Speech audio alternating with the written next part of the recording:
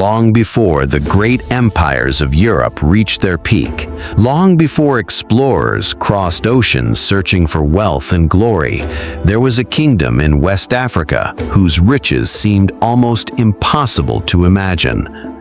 Travelers spoke of it in whispers. Merchants crossed deadly deserts hoping to reach it.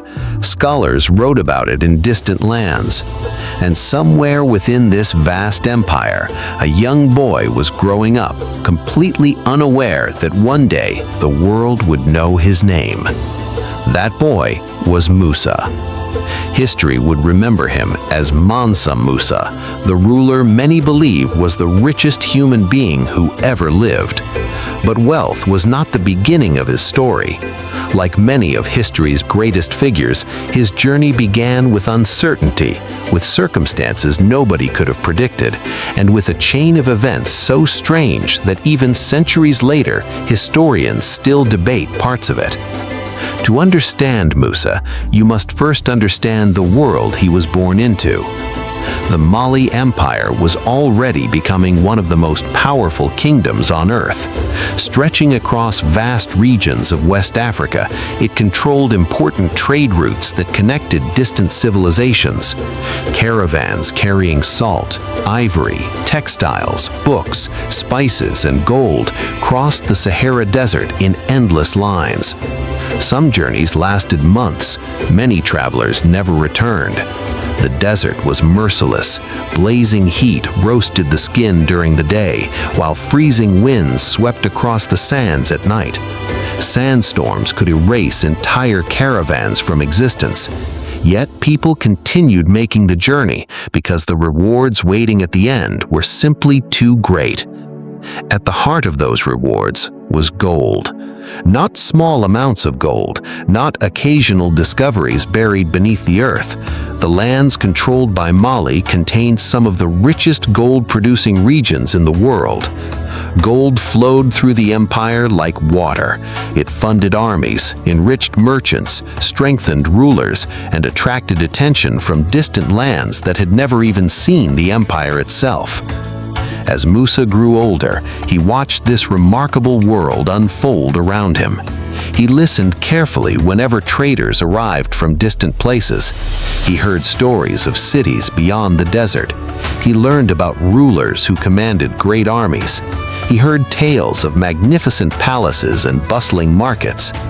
Every traveler brought a new piece of the world with them, and Musa absorbed those stories with a curiosity that set him apart from many others. Even as a young man, Musa possessed a quality that people noticed. He listened more than he spoke. While others rushed to impress people with loud opinions, Musa preferred observation.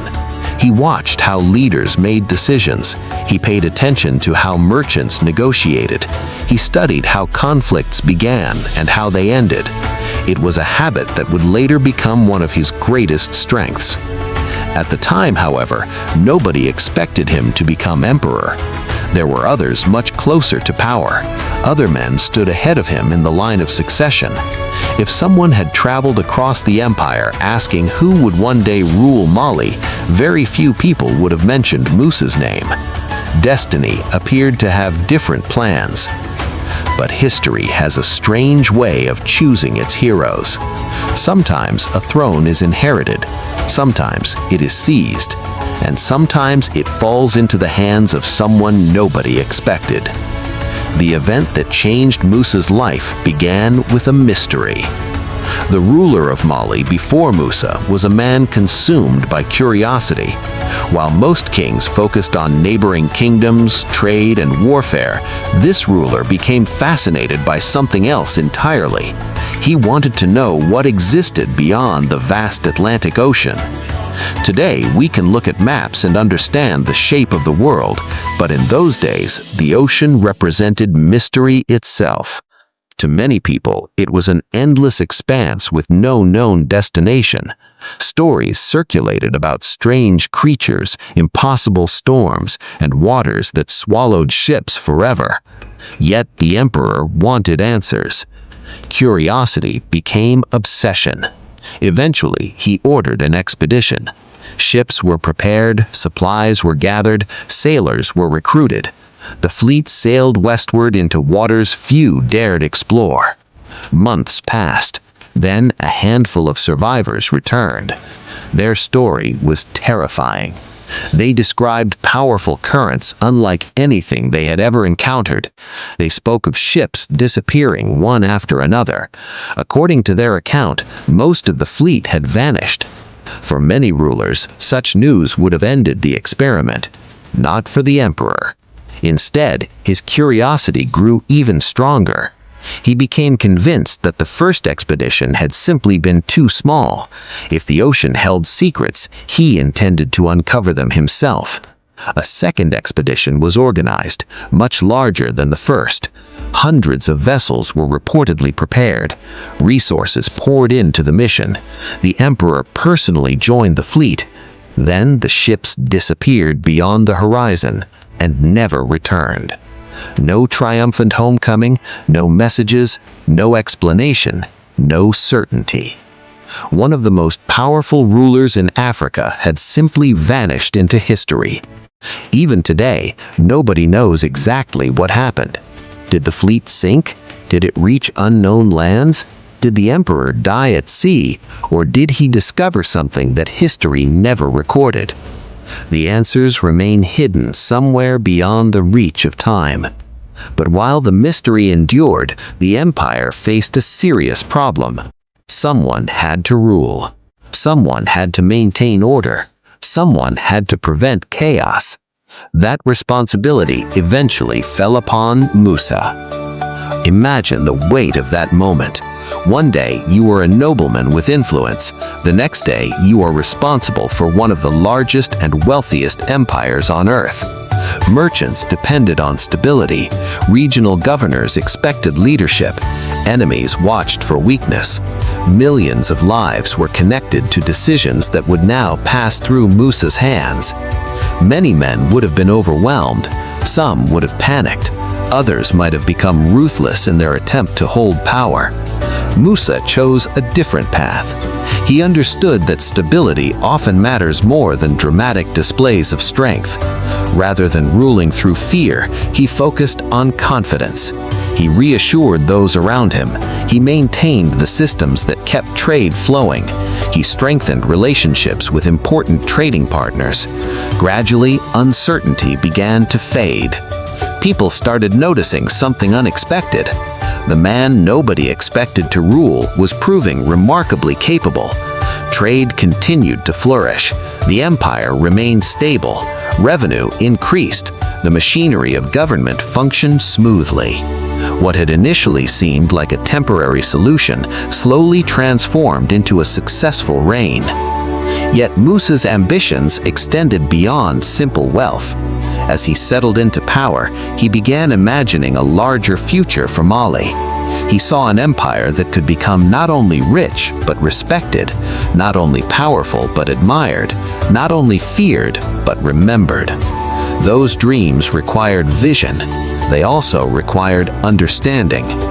Musa spent years learning how the empire truly worked. He studied trade routes that crossed deserts and connected distant regions. He examined the movement of gold, salt, and goods. He learned which territories produced wealth and which regions required protection. He listened to scholars, merchants, military leaders, and religious teachers. The more he learned, the more he realized something important. Mali possessed resources that most kingdoms could only dream about. But resources alone do not create greatness. Many wealthy kingdoms had vanished from history. Many powerful rulers had been forgotten. The difference between temporary success and lasting legacy often came down to leadership. Musa wanted more than wealth. He wanted significance. As the years passed, his confidence grew. He strengthened the empire's administration. He improved relationships with important trading partners. He encouraged commerce and stability. Under his leadership, the empire continued expanding its influence across West Africa. Meanwhile, stories about Mali spread farther than ever before. Merchants carried tales of gold-filled markets. Travelers described thriving cities. Visitors spoke of a kingdom whose wealth seemed limitless. Every caravan leaving Mali carried not only goods, but stories. Those stories traveled across deserts, through ports, and into distant lands. With each retelling, the reputation of the empire grew larger. Yet what the outside world knew about Mali was still only a glimpse of reality. The greatest chapter of Musa's story had not yet begun. At times, he would walk among the centers of trade and watch merchants conduct business. Gold changed hands, deals were negotiated, languages from distant regions mixed together in crowded marketplaces. The empire pulsed with energy. Standing amid that activity, Musa likely understood something many rulers never grasp. Power was not simply about armies, it was about connection.